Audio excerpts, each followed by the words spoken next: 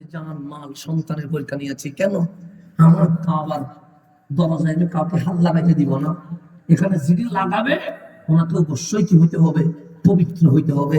ইব্রাহিম, আপনি কাবার ইঞ্জিনিয়ার হিসেবে নির্বাচিত হয়েছেন। খলিল বলেন, মালিক আলহামদুলিল্লাহ, আমি কাবার ইঞ্জিনিয়ার হিসেবে নির্বাচিত হইলাম, কিন্তু একজনে তো আর ঘর বানাইতে পারবো না। ইঞ্জিনিয়ারের সাথে একজন হেল্পার তো লাগবে, না হলে কেমনে ঘর বানাবো? আল্লাহ বলে, হেল্পার পরীক্ষা হয়ে গেছে। মানে হেল্পার কে?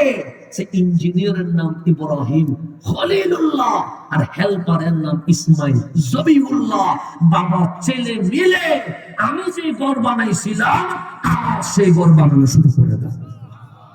খলিলকে আল্লাহ স্বপ্ন দেখাইলেন যে আমার ঘর চার কোনা, ঠিক পৃথিবীর কোথায় মাঝখানে এই জায়গায় বাইতুল মামুর বরাবর এরকম ছিল। খলিল সকালে উঠে ইসমাইলের নিয়ে যেই জায়গায় কাবা, সেই জায়গায় সুন্দর করে ড্রয়িং করেছে। ড্রয়িং করে দেখলেন নিচ থেকে কাজ আস্তে আস্তে কোথায় উঠবে? উপরে উঠবে। কোথায় উঠবে? উপরে উঠবে। তো এখন আমাদের বিল্ডিং এর কাজ উপর থেকে নিচে হয় না নিচ থেকে উপরে হয়? নিচ থেকে উপরে হয়। তো খলিল দেখলেন কাবার কাজ নিচ থেকে কোথায় উঠবে? উপরে। তো নিচের কাজ বাবার ছেলে মিলিয়ে করতে পারবে, কিন্তু উপরে সিঁড়ি লাগবে কি লাগবে না? লাগবে। তখন খলিল দেখতেছে সিঁড়ি যদি দেওয়ালের সাথে লাগায় বড় বেয়াদবি মনে করতেছে কে? ইব্রাহিম আলাইহিস সালাম। তখন উনি বলছেন, উপরের কাজ কেমনে করব? আমি তো কাবার দেওয়ালে সিঁড়ি লাগাইতে দিব না। তখন খলিল দূরে গিয়ে একটা বিশাল পাথর নিয়ে আসছে। আল্লাহ বললেন, এটা কি? ইব্রাহিম বলেন, পাথর।